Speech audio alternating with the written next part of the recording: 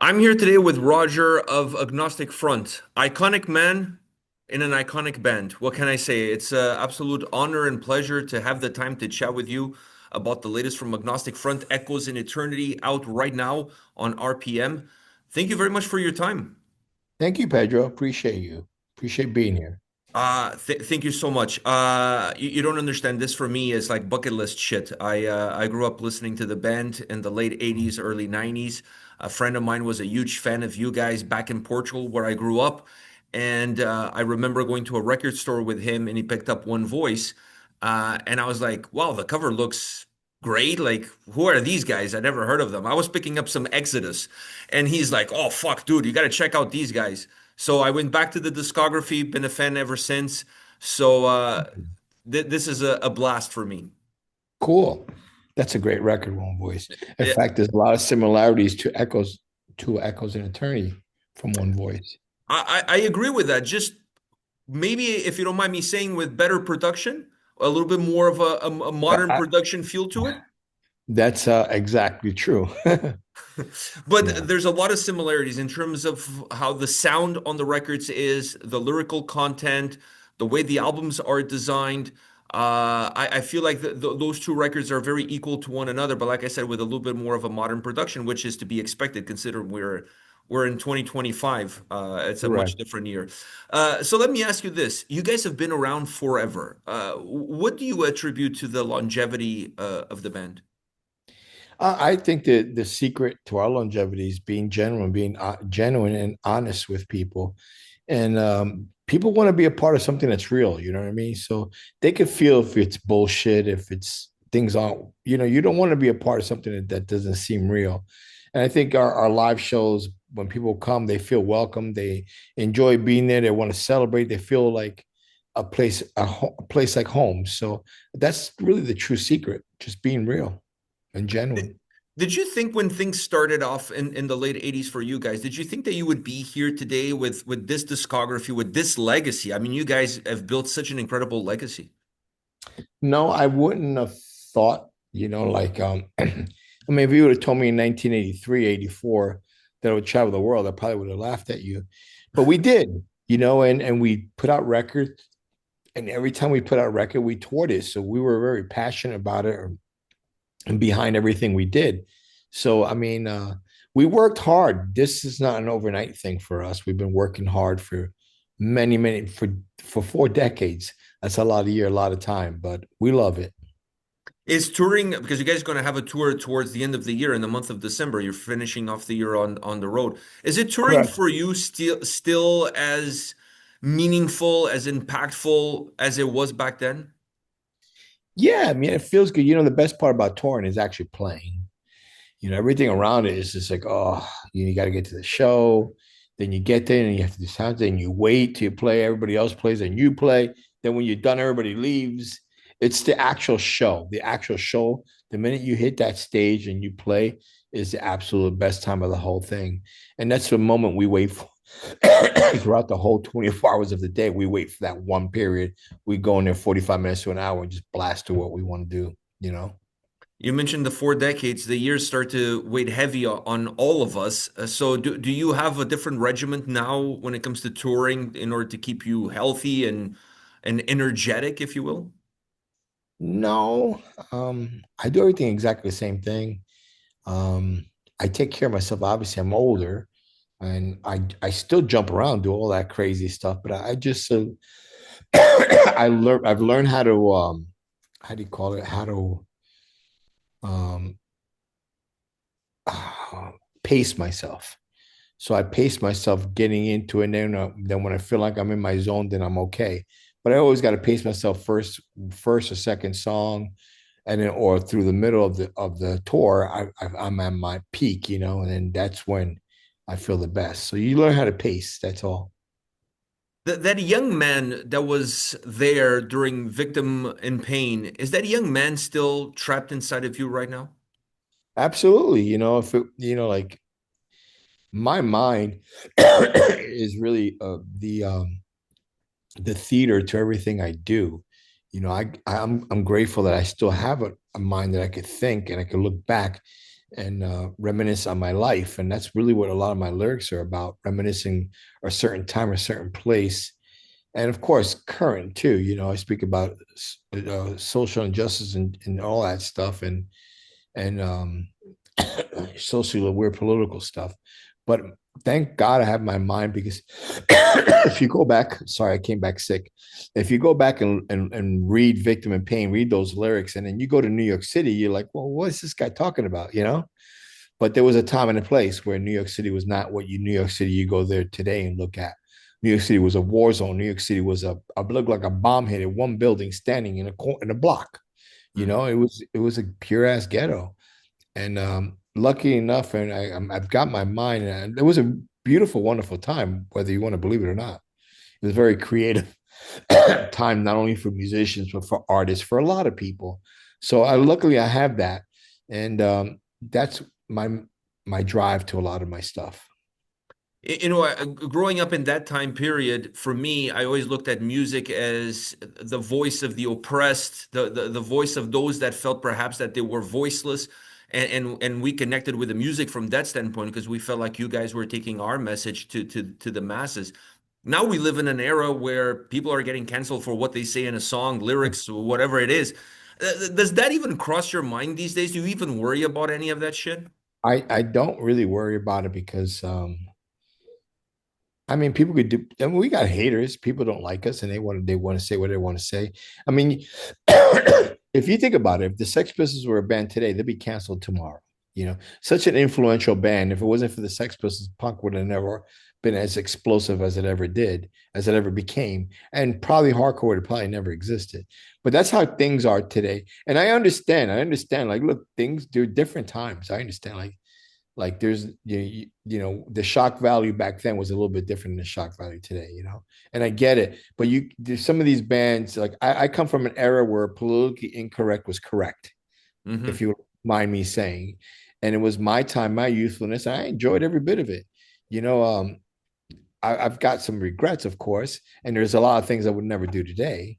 But it's a different time, like I said, different era. But people need to respect that too. There was a whole different.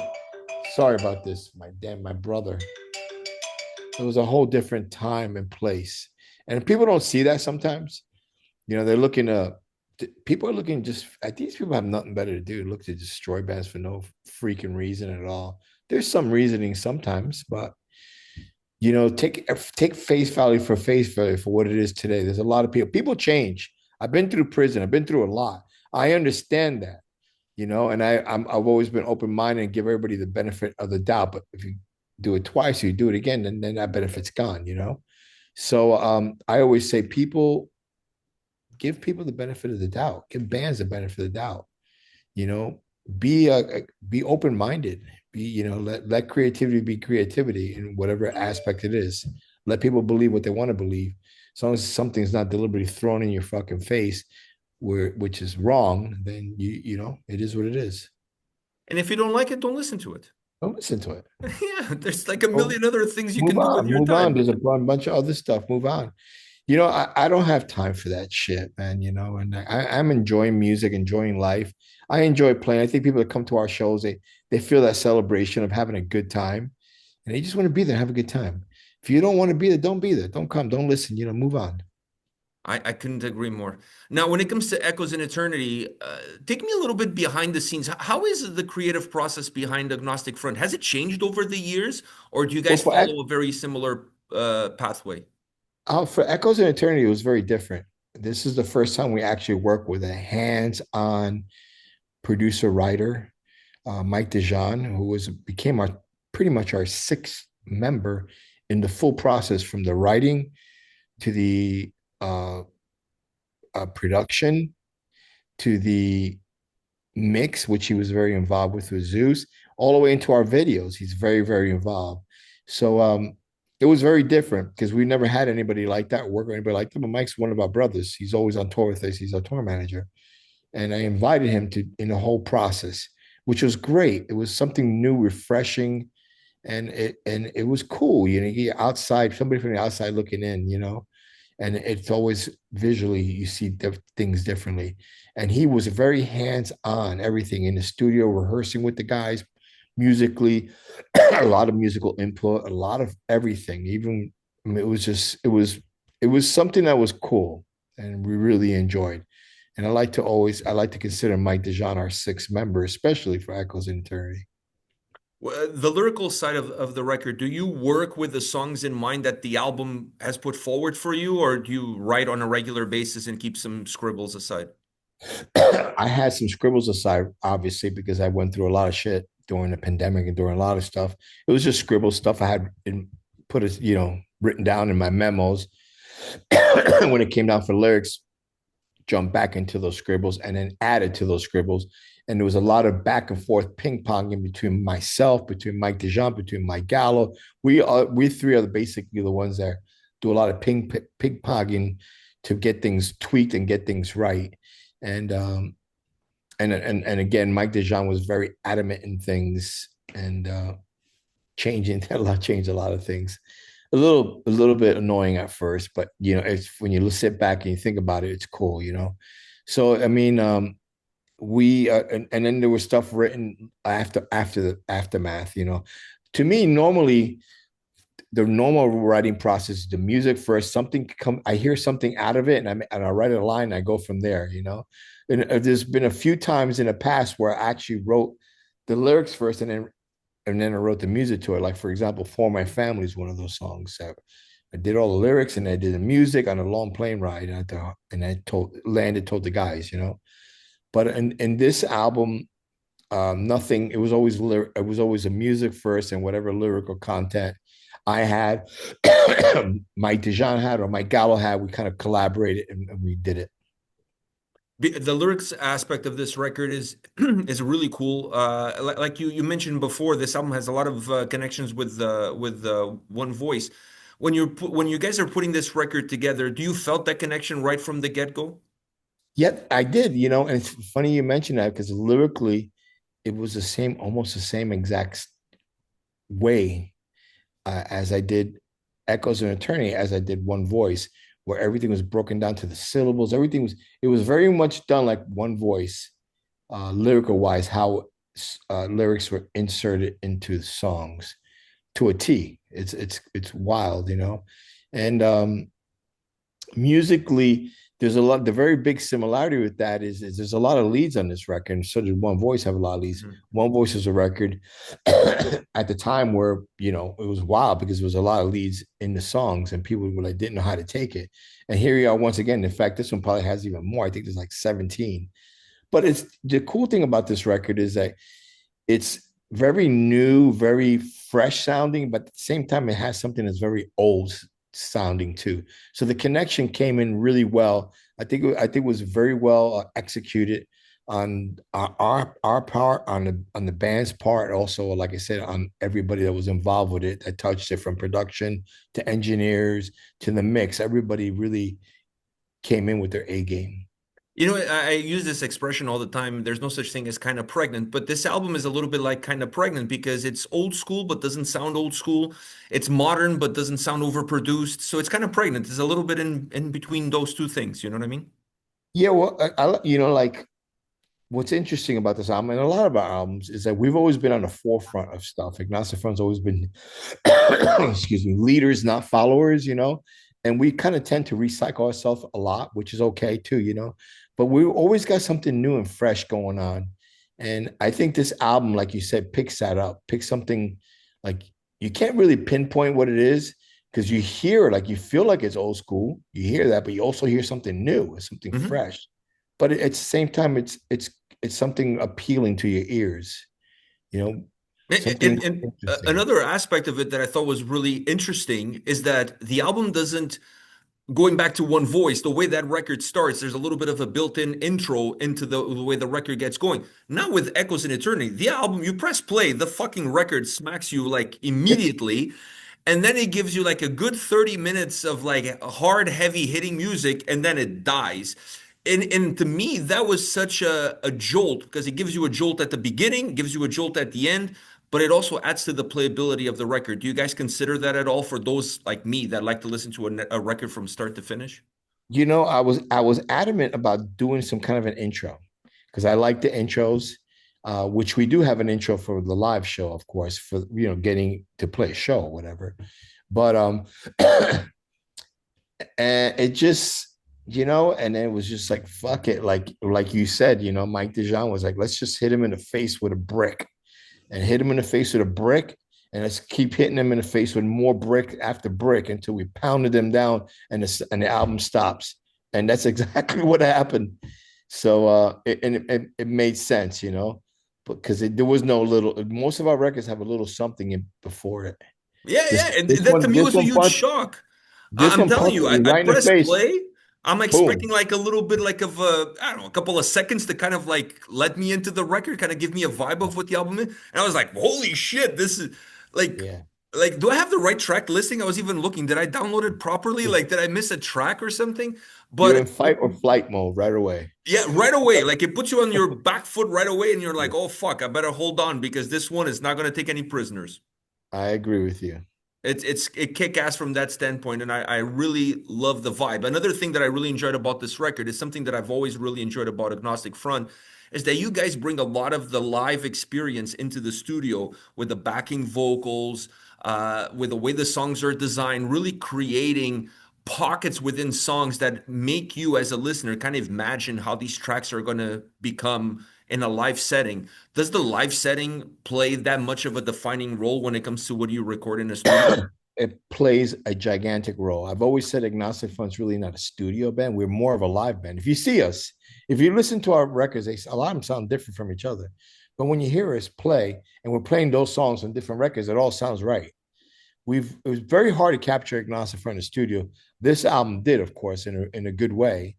But and then you hear the songs, especially like a song like Sunday Matinee, right away that you're going to get involved with this one. You want to sing with this one. It feels like it's a celebration of an Agnostic Front live show, that song. It really is, And, it's like getting people involved. If it's what's really strange about it is if you listen to our very first album, Victim in Pain, there's no backups. Absolutely none. It's just me. Why am I going? But when we play live, everybody's singing. Singing, yeah. So everybody's singing. Why am I going insane? Whatever. Um, with this one, it was just the right amount. Like you could overdo it easily. You could overdo it if it's make it sound like not appealing. But I think everything was done right. Yeah, it was just enough to give you that vibe. And the way you guys broke the songs too is not like every song like three in a row have the same kind of vibe. No, they're all kind of like spread out nicely, which gives the album a nice overall flow. Yeah, I wanted what I do. Sorry, I'm very much involved in what you call the sequence of the album. I think about it a lot. I try different things. I go for a ride with my car, and I'm listening to, and I'm like, wow, that I just went through the whole album, and it felt good. This has got to be it. If just one song after the other song, the other one picks it up, the other one talks about, it, then it picks it back up, and it just feels good. Especially when you're driving, so I'm like, oh, okay, that's good. Like I do songs by like my drives. If it feels right, it's right. Yeah. I'm with you. I listened to the album actually on my first time I listened to the record was on my drive to work and then on my drive home. See So what I mean? And it it drives well. yeah, yeah. And how many times you listen to a record in those settings and it doesn't vibe? Like if it and then it's going to become really hard to get into it. Right. Then you want to switch the song or switch to another thing. But if you put it out from someone when it hits you right in the face till it ends, you're like, what just happened? It was great. So Yeah, that's this album definitely has that. Tons of hooks, great memorable lines. I mean, the choruses are insane. It's going to be hard for you guys to put a set list together, I'm assuming, because not only you yeah. have all the discography of the past, but now this album has incredible gems. Well, we've been already we've got 6 we want to try right off the get-go. And we've been rehearsing those. And then we'll see how they go. And then if one doesn't feel like it's driving that well live, some songs are meant for albums. Some songs are meant to perform. They don't. You can't perform right, or they just don't click right with the right energy for the people. Um, but we'll try those, and then we'll switch them around. But we're excited to play these 6 songs right off the bat. We're really excited to play 6 songs. Of course, we have to lose 6 of the songs on our set, but you know, hopefully we'll get to play a lot more than six with time, you know? Well, on this tour, at least you guys are headlining, so you're going to have a little bit more time. Right. So that is good because last time I saw you guys, I think was on a Sepultura tour, if I'm not mistaken. So I didn't get to get as much out of you guys as I would have hoped for, but there's always Well, there's generally, that Sepultura tour was the set was about 40 minutes, 45 maybe. And normally our sets, we don't like to exceed 50 minutes. Very once in a while, we'll do 55. That's a really odd. They just try to get us to do an hour. That's we're a hardcore band. We're moving around. We're not standing there with our guitars and doing nothing. I am running. I'm moving. I'm jumping. I'm my. It's not just a voice. My whole body's a machine. My whole body's an instrument. So there's only so much you can put into it. Unless I decide I'm going to stand there in front of the mic, yeah, I could play forever. But that's boring. So there's more to the to a show with hardcore bands. There's more to it because you do gotta. That's why it's important to start learning how to pace yourself. You do a lot of entertaining from all over the place. So it's a little bit more difficult than your standard band is going to stand there with a mic and just play for an hour and a half, hour 15 minutes. I know bands that do that, but to me it gets boring. You plus know. the expectations that we have from you guys are different. I mean, I don't think anybody would come to a Agnostic Front show expecting you No, to just they stand want there to and see sing. Vinny running around. They want to see me running around. They want to see Gallo jumping. They want to see that. And we want to give that. That's what we are. That's what we love to do. So there's a sacrifice to it, but the show is memorable. It's the same impact as when you put that record on, it hit you right in the face. That's the same impact we do live. And, and Boom. and it has to be that way. It has to be that way. It's part of the DNA of the band, and it's part of what you guys have accomplished with your legacy. And actually, I was thinking about that listening to this record because this album is one of my favorite records that you guys have ever released. Thank I you. just feel like it captures the essence of the band perfectly, both studio live. And like I said, it has that old school flavor, but with a little bit more modern production. So when you're sitting there recording a record like this, do you look back at the legacy, or does the legacy of the band weigh heavy on your shoulders at all? I always do something that feels really good to me first. It has to feel good to me because I got to sing it. If it doesn't feel right, I don't want to do it. So I have to be 100% into it. And then once I am 100% to it and I feel confident, I am then convinced that I can move along and share this with everyone else. And that's important. Like, of course, we have a lot of eyes on us, and everybody's always looking and waiting for you to fail because people like that, I guess. But we're under the microscope a lot. But we do what we love. We're very passionate and very genuine to our music, our scene, everything we love. So everything that you get comes 100% from our hearts. So it feels great to us. So we're hoping it feels great to you. It's not for everybody to like. It's not everybody's cup of tea. Some people will dislike like this song better than that song. That's fine too. But understand that we put our heart into it. I think it shows. This record to me feels so organic. Do you know what I mean? Like when I It's was very listening. organic. There was no plan, no intention. Nothing was done purposely. Everything was done for the song itself. Like you got people that are great players, but they don't play with each other. Yeah, it has a great guitar player, great drummer, great bass player, great vocalist, but you put them together and they don't gel. We we gelled with every one of these songs. Everything came to place perfectly, and of course, not at first. There was a lot of guidance and like, okay, let's try this, let's try that. Like, wait a minute, maybe this is better this way. And there was a lot like Mike DeJean was very particular in the studio and in the production with changing things and it's sometimes it's annoying to the vote for myself. I know to Danny on drums too. Like he was very insistent on Danny play this part, not the part Danny wanted to play, and it was for a reason. When you're there doing the drums and there's no vocals, you don't understand. You just want to do your drums, but there's vocals over this. What you just did would not work with the vocals. You know what I mean? So you don't not till you hear everything together do you be like, oh, I understand now. So And that's one of the problems is because I live in Arizona, so my vocals didn't really come into play till here. But there was an understanding all the time between me, Mike DeJean, and Mike Gallo of what vocals were, where they were going to be, but no one else knew it. So we had to place parts for that. And then when it came here and did my vocals, went right back, everybody was like, wow, okay, now I understand why I had to do this here, this here, this there, why there was a space, why even vocal wise, I wanted to do something. He goes, no, there's going to be a lead there. I didn't understand, but it was right. So it's a lot of he had a whole full view in his head, better than us. We there were things that being changed a lot, and but it made sense in the end. It's really interesting you're saying that because when I was listening to the record, my vibe listening to it was like these guys went in a garage, pressed record on an old tape, and just jammed, and that's the record that comes out is that. Because there's this natural vibe to the record that doesn't feel predetermined. It just feels like in the moment and let's grab that moment. The record comes across like that.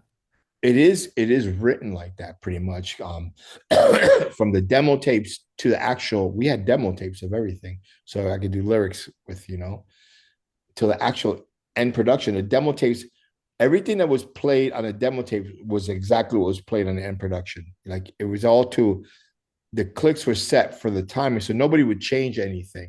So when we went to doing the actual recording, everything was set to exactly how it was before, and that was the initial intention of the song right from the get go. Nothing was really changed. Uh, a couple parts could have been changed. Then when the lyrics came in, let's do this twice. Let's do this three times, and let's redo this.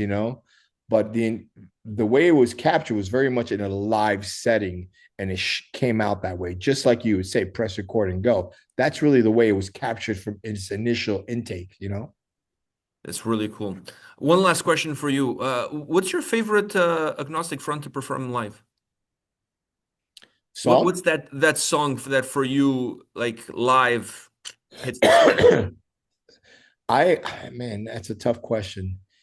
I really enjoy performing. I like older, like of course, Victim in Pain um, is a favorite. I really love performing Addiction. It's one of my favorite songs. Really do love that song, the power behind it.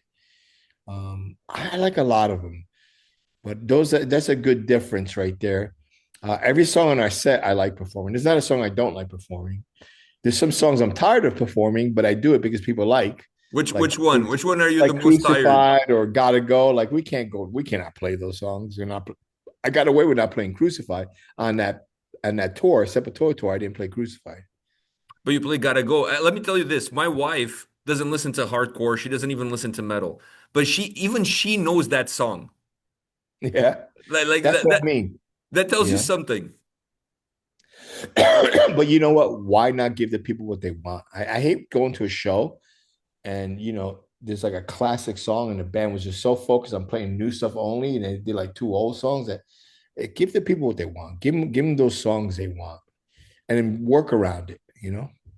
I couldn't agree more. Roger, thank you very much for your time. Thank you, Pedro. This means the world to me, dude. Like you don't understand. Like this is like if you told the 12-year-old me that we would be having this conversation one day about an Agnostic Front album, I would say like you got to be high on something, Yeah, I was shrooms, the same. something. That's the same thing I would say about if you told the 15-year-old me that was going to tour the world. I was like, you got to be crazy. But thank you, Pedro. I appreciate you, man. No problem, man. Thank you very much for your time. Congratulations on this amazing record, and I hope to see you guys in Canada at some point in time playing some of these songs. All right. Thank you. Take care, man. Cheers. All the best. You too. Bye bye. Bye.